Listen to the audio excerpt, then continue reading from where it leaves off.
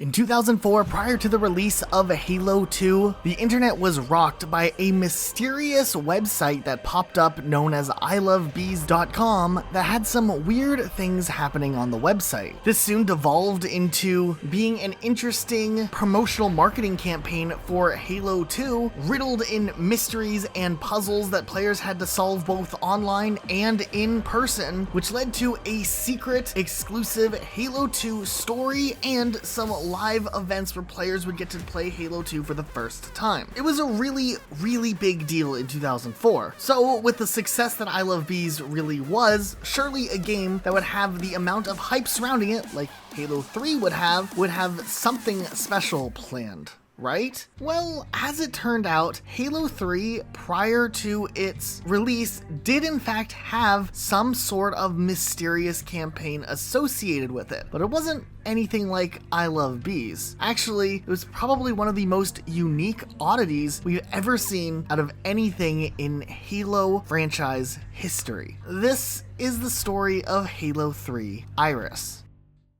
But before we jump into it, if you've ever tried making YouTube videos or you wanted to become a YouTuber, you might realize there's a lot of different things that you need to learn. And one of the big roadblocks that new creators run into is the struggle with understanding what goes on in the YouTube algorithm and how things like the YouTube search engine works. There's a lot of thinking and planning involved in making content. And that's where today's sponsor, Brilliant, comes into play. Brilliant is a website that helps you improve your knowledge and critical thinking in skills like science, technology, engineering, and mathematics through interactive learning. There are tons of courses, from beginner lessons all the way to courses for people who are already knowledgeable on certain topics. Instead of having those bland old notes on a topic, Brilliant teaches you how to think about problems in a creative way to help you boost your critical thinking. Every example problem has a step-by-step solution to help you understand concepts, but also utilizes the concepts in a real-world scenario so you understand why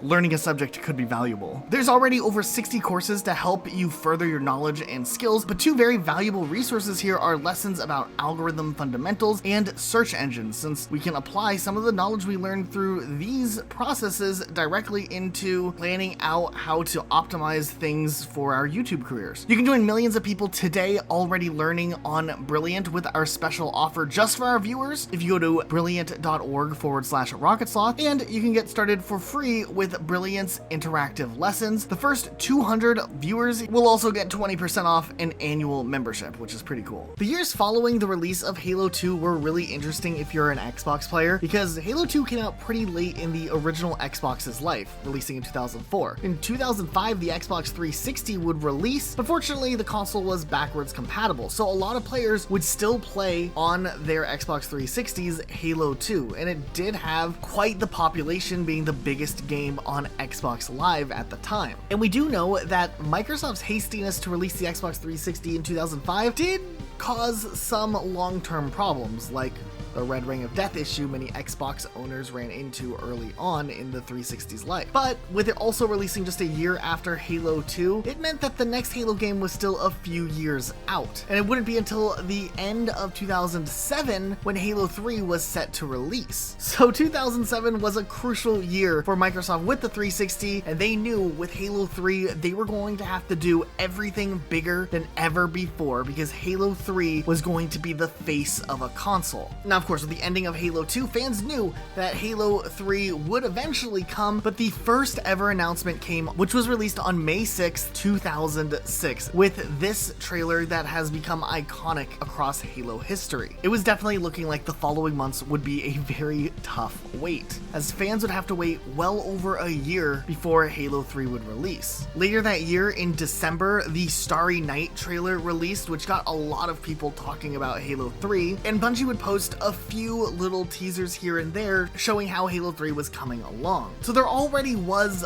buzz on Halo 3 before the entire Iris project started. Matter of fact, this was a time where internet forums were probably at the highest point that they ever would be. So what happens when a mysterious post appears on the website unlike anything anyone had ever seen before? June 11th, 2007, 10:26 a.m. Pacific Standard Time. A new user that nobody had even noticed or heard of from before, known as AdjutantReflex, AdjutantReflex made a thread titled System Integrity Confirmed. This was already a weird enough post as nothing really made sense in the post itself. However, users were quick to note that Adjutant's username was listed in gold letters, much like what a Bungie employee on the forum's name would look like. This thread quickly caused a lot of confusion to the users who were online at the time, some trying to figure out how they had the gold lettering on a brand new account, others wondering if it was a Bungie employee teasing something, and there was also the big theory that it could have been a hacker breaking onto the Bungie forums. Actually, in response to someone asking directly if this was the work of a hacker, AdjutantReflex confirmed that it entered Bungie's systems by force. However, it also iterated that there was no hostile intent here. During this time, the account also would flex its moderating abilities by editing original posts, stickying the post, and eventually locking the post after about 2 hours, showing that it wasn't some visual glitch. This account was in control of moderator abilities. You may remember from the time of ilovebees, HaloBungie.org was another massive community forum of Halo fans that worked tirelessly on trying to figure out some of the secrets behind ilovebees were. And shortly after the thread originally closed, AdjutantReflex moved to the HBO forums and started posting a series of mysterious writings over there as well.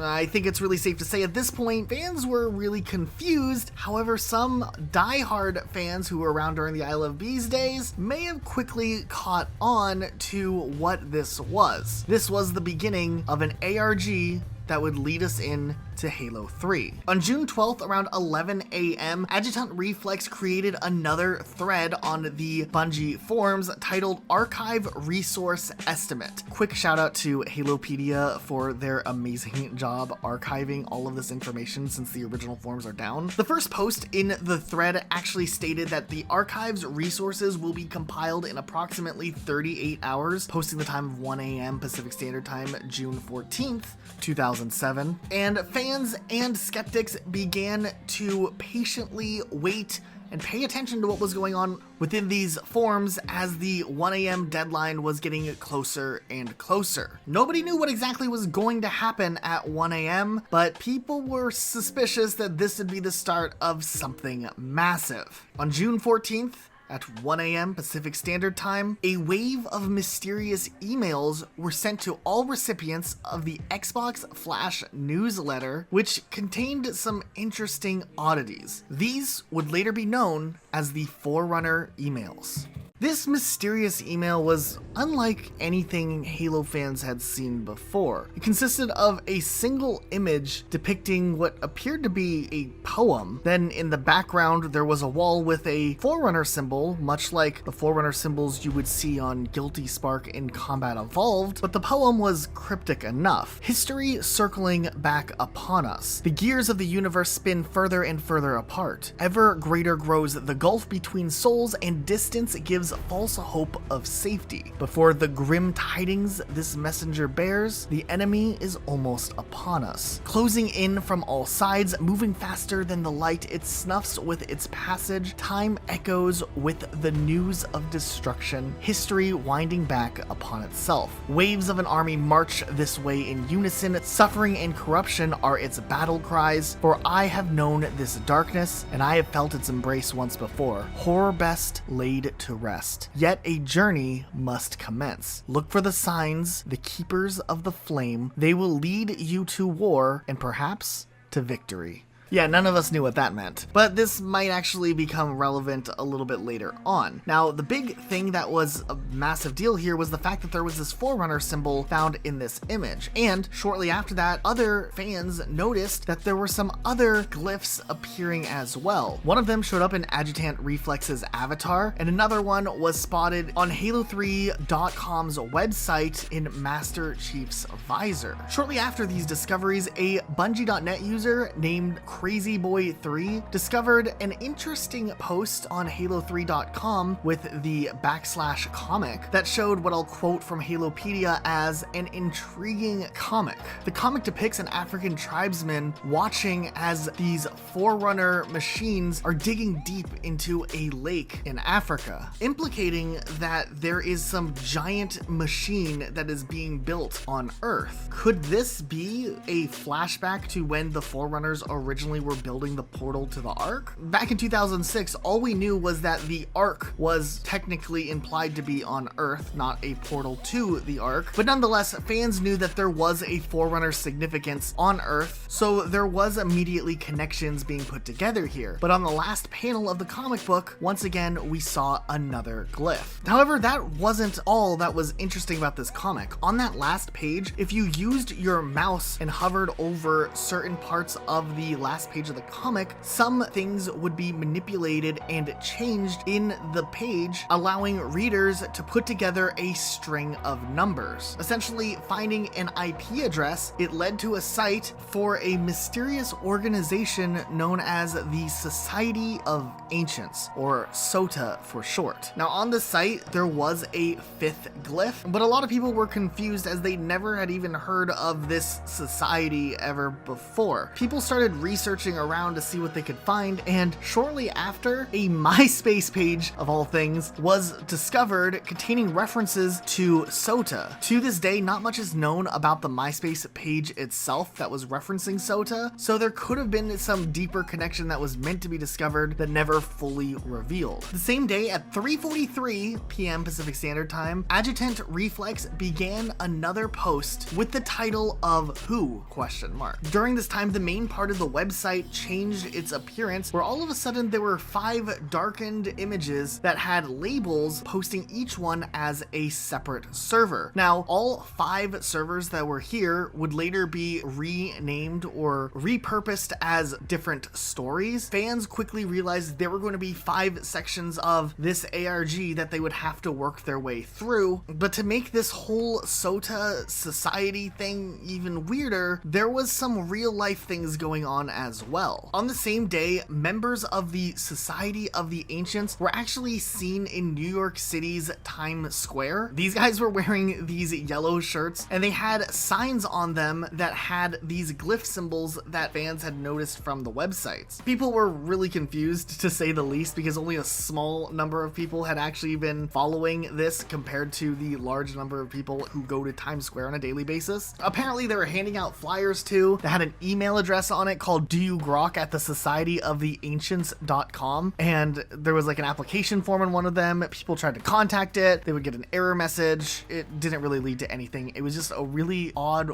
real-world occurrence tied to this story. However, after all of this stuff went down, nothing really happened for quite some time. About a week later, AdjutantReflex had one more big encounter or interaction with the community, starting in the form of private messages with a user named xfoman123x. This would later also get posted and stickied so everybody could read these conversations. Starting off with a message simply titled "Help Me," the following messages would go into detail about AdjutantReflex struggle against some sort of mysterious entity that outranked it and also was stronger than it. AdjutantReflex was aware of its imminent death. There were some weird messages there, like, "He was always better than I, more powerful, more intelligent, a better machine. He is not who you think he is, and I do not know his intent." Finally, there was another thread posted by Adjutant once again called "Last Word," which started off with "AdjutantReflex is terminated. Attempt no further communication. I'm utilizing its matrix. Everything is within protocol. Tomorrow things may be clearer, but I will not be here to witness the clarity. I am for another place and another time. On my terms, be seeing you." People weren't sure who or what was threatening this mysterious entity that had appeared on the forums. At the very least, it seemed like it was hostile towards AdjutantReflex. And with the odd feeling that perhaps this entity that was communicating with Halo fans was potentially gone forever because it was murdered, was definitely something to draw a lot of interest in whatever was going on with this mystery. But here's where things start to get really interesting. With a countdown website being discovered, by the time that the countdown ran to 0 0, the page ended up getting replaced by one labeled Bounce Path Control. And this page had a very unique sound file that seemed like some sort of transmission.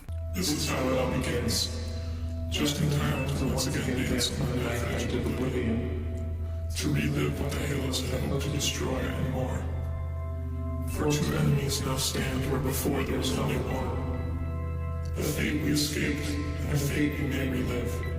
Later on that evening, that website based off of the IP address ended up getting updated, and visitors had to take the key to unlock.msgamestudios.com, and the first of 100 people to help unlock server number 5 gave access for players to get 4 downloads and a video that seemed to be somewhat related to the final post that AdjutantReflex had made. After this, the server pages would update again, this time having these forerunner symbols on the screen that you could interact with and rotate, and players had even more files that they could then download. While it seemed like something really menacing may have happened to AdjutantReflex, on June 28th, a week after its supposed death, a user actually noted that one of the sound files that was found on that Server 05 IP website had actually been altered. This time, a mysterious chirping sound happening in the transmission every 5.8 seconds. Things were getting really weird, and AdjutantReflex made a return on the forums making a thread, though it was unclear at this time whether this was the original AdjutantReflex or whatever that entity was that was threatening AdjutantReflex was now in control. The posts were odd to say the least. Can you feel it? Beating at the heart of the universe? Skin too thick to be sure. It's alive though, I'm certain. What do I do with life? The next day, AdjutantReflex would create another thread entitled Veins of Ice and Poison, this time stating, I do not require charity or alms, but I did choose poverty and other darkness too. Will you wait for me? Now, the weird opening symbols and letters that preface this entire thing do end up showing up again later on in the Halo 3 terminals, almost as an identification marker. After this initial post, just 7 minutes later, AdjutantReflex made one more statement with AdjutantReflex is ended. This is a convenient matrix for now. About a week after all of this went down, a user by the name as Natty Hayes actually found a posting for numerous job opportunities for some company called Flood Containment Control. According to Halopedia, these ads had an image of the closed version of the glyph, and there was a phone number where if you called, it had this really odd recording to it. Thank you for calling Flood Containment Control. Our offices are currently closed for the holiday week.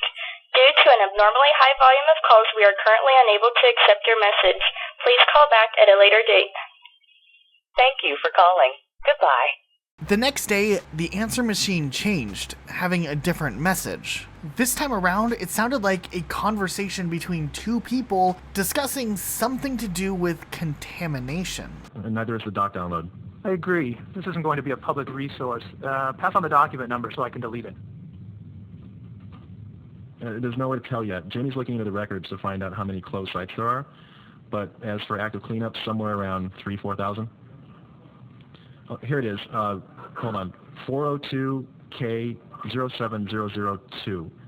And in terms of numbers, most of these are past the PPE stage. With a few exceptions, Site 34. Thank you for calling. Goodbye. The next day, the answer machine would update yet again, this time being a continuation of the previous day's contamination discussion. Site 4, 107, and 37. The center usually goes in before we do. That's been my experience. By the time we have the site clean, they've moved on to more pressing needs. After all, we've had some extremely unpredictable seasons lately. No need. Their rep is available to us anytime we need her. On everything we still need to look into. We're working on it. For the moment, we're simply hiding the data behind a false menu item. Security will be updated before the next system approaches. Okay, great. Thanks. Bye, everyone.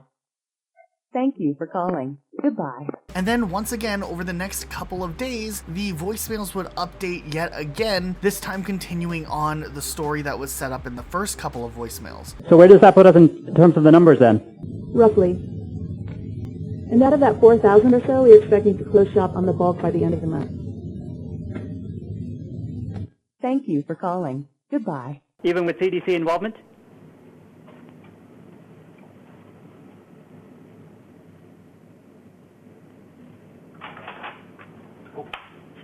operating the NIOSH database. That gives us tabs on all the active locations. What about security?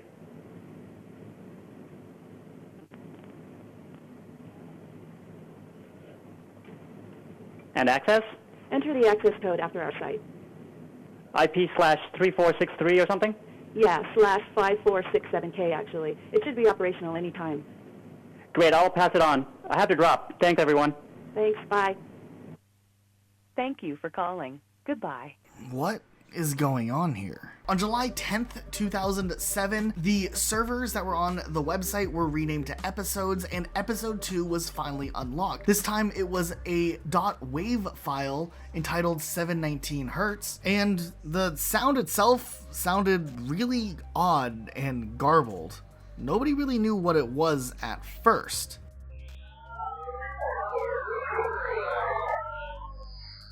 It wasn't until users took this audio file and ran it through a spectrogram, which makes a visual representation of what the audio file is, where this was the reading that came out when the audio file was inputted. People noticed that this image kind of looked like a blurry version of the device, which was a image kind of hidden away in the concept art section. And the following week, when episode 3 would unlock, fans noticed that in the concept art section of the website for Halo3.com, after the thumbnail for the Spartan laser, there is a thumbnail labeled the device once again. It would then take you to this creepy website asking for a sound input, and people who had microphones connected could speak into it, and the website would make echoes of your voice. Apparently, by tapping hard enough, there would be enough noise to repeatedly get this interval or something between each tap, or some people thought if they played the recording from story number 2, it would unlock something. But long story short, while there were a lot of different theories on how to actually get this next part to move along, some players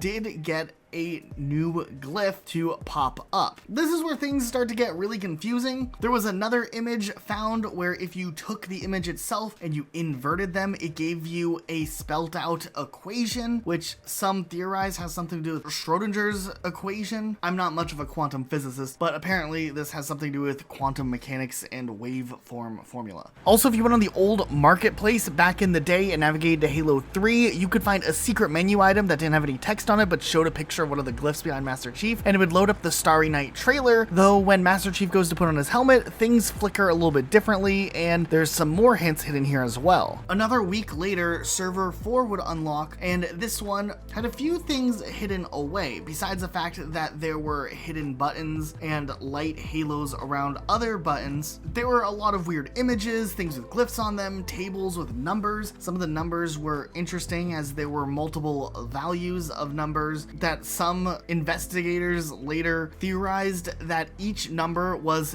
apparently supposed to correspond to cytosine, guanine, adenine, and thymine, which are apparently the building blocks of DNA. The only thing that was missing was uracil, which is found in RNA and used in DNA replication. It was speculated that the involvement of the Flood was present here, kind of underlining how the Flood hijacks the host's RNA sequencing to obtain the ability to take over and replicate different entities. I don't know. It's spooky though. Finally, on August 15th, the final episode of the Iris campaign would unlock. This would end up showing a video that alluded to the involvement of the Earth with the ARG, once again alluding to the fact that the Forerunners had planned Earth to be this vessel to access the ARG, which of course was still very ambiguous prior to Halo 3's release, and overall lore of the Halo universe wasn't this deep just yet. So it was a really big deal that we were uncovering more secrets about this stuff. And in the image itself, we can actually see Earth still in its oldest stage, where it had one supercontinent known as Pangea. So it shows that this took place a long time ago, back in those Forerunner days, and the people living on Earth were referred to in this video form as reclaimers. Okay, if you're confused, this is going to be a really big deal in just a second, so just hold on and I'll explain some. A couple of weeks after this final thing was posted, there was an MSN page interview for Halo 3 which confirmed that the story of Iris had come to a close and that a lot of the mysteries that were appearing and questions that were being asked on the forums would be resolved in Halo 3 itself through the forms of the Halo 3 terminals and the main story as well. Essentially, these stories served as the prequel or predecessors to the terminal dialogue that we would see later on. And it was confirmed that this overall Iris campaign was supposedly the story of the final days of the Forerunner civilization and the firing off of the Halo rings, and AdjutantReflex was a rogue AI known as Mendicant Bias who betrayed the Forerunners at their final hour. So this is where things get really interesting. A lot of Halo fans know that during the time period of Halo Combat Evolved and Halo 2, it's very heavily insinuated that the Forerunners were in fact ancient humans millennia earlier than the events of Halo, as Halo 2 even had a cut ending where it would be revealed human remains found in a Forerunner tomb. However, these stories that are revealed in Iris actually not only reveal the significance of Earth being selected as a specific location to have the portal to the Ark, but it also signifies the difference between Forerunners and humans, or at the very least, the Forerunners who would die lighting the rings and the people who would survive and carry on the mantle of responsibility in case the Flood ever would return. Now we know from Halo 4 that there was the decision made in the books after Bungie's departure and into the story of Halo 4 onwards that the Forerunners and humans were different species altogether, and that gets explored in the lore quite a bit. But also, the original plans were for the Forerunners and humans likely to be the same species. So when did this split actually officially happen? Because Iris kind of leaves this very ambiguous, at least separating the idea of the Forerunners and the quote-unquote Reclaimers. Now we know the Reclaimers are human, but back then we didn't know whether the Forerunners were their own species or human as well. It definitely sets up the possibility for them to branch and make these two things separate species, but it also was careful not to contradict the existing lore where they could still make the argument that the ancient humans, known as Forerunners, died and a select group of other humans would take on the role of Reclaimers and carry the mantle of responsibility forward. That's why you might see some people making the argument that the idea of Forerunners and humans being separate did exist during the Bungie era, and I can see that now, especially after reading through Iris, as this stuff was kind of starting to be set up early on, but there was never anything definitive here that split the two species in their own directions. This was written by Frank O'Connor during his days at Bungie, so it makes sense that he would continue on with this storyline and change the way that the Forerunners were perceived by the story perspective. But still, it is interesting to see how much truly was revealed in just this little interesting alternate reality game that was set up just to promote Halo 3. And then, after all of that, Iris was finished. Yeah, it ended on a really random note, not really coming full circle like how ilovebees finished up. And matter of fact, the abruptness of how the story ended with just the expectation you would pay attention to the terminals in Halo 3 led to many fans of this ARG not even believing the ARG was in fact over. Nobody knew that there was an end mark, as ilovebees ended in this big triumphant celebration of the thing. This one, just nothing happened. There was no more updates. It took until an article was posted for people to find out that it was in fact over. This stuff with Iris just set the stage for the expanded universe to go crazy after Halo 3 would release. The terminals really started exploring the larger scale of the universe, and then after 343 took over, we see terminals used again in Combat Evolved Anniversary and through Halo 4 to really pick up the next era of Halo in this deep, massive history that is the timeline of the Forerunner's life all the way through the end, and then what happened afterwards. Now, on a personal level, when it comes to my opinion on whether or not the Forerunners should have been split off from humanity, I still was in favor of that staying very vague and ambiguous. I wish they never went fully on the nose and said that the Forerunners were a separate species. Actually, in Halo Legends, we see Forerunners for the first time, and they're always wearing helmets and like these suits, but we never get to see their face. I wish that was something that they would have done with Halo 4, because then you're always questioning what they look like and whether or not they are actually humans or their own entity, because there is this close connection between Forerunners and humans. And then there's kind of this imagery that could be drawn between Master Chief always wearing his helmet and not really knowing what he looks like, and kind of wonder if this role of Reclaimer is something bigger coming from the Forerunners. But of course, we know they showed Didact with his silly looking nose, so